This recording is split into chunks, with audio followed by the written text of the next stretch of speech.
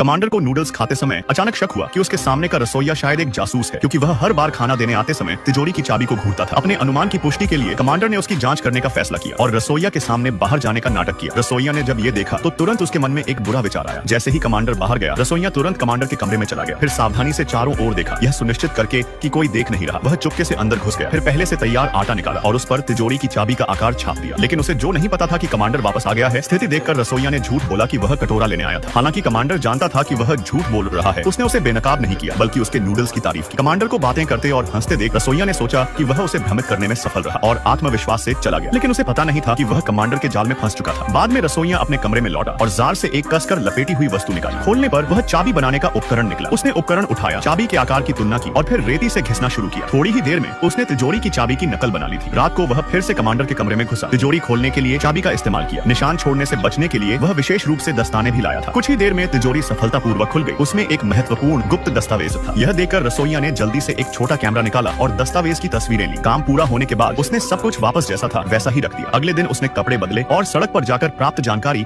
अपने अधिकारी को सौंप दी। उसने सोचा था कि इस बार वह बड़ा काम करेगा, लेकिन जब दुश्मन अधिकारी ने उसकी जानकारी पर कार्रवाई की तो उसे भारी नुकसान हुआ। दरअसल कमांडर ने पहले ही तिजोरी के दस्तावेज बदल दिए थे और जानबूझकर झूठी जानकारी रखी थी ताकि रसोइया को फंसाया जा सके। अंतिम परिणाम कमांडर की योजना के अनुसार हुआ। झूठी जानकारी से जापानी सेना को नुकसान हुआ और रसोइया की जासूसी पहचान भी उजागर हो गई। कमांडर ने वाकई में एक तीर से दो निशाने लगा दिए थे।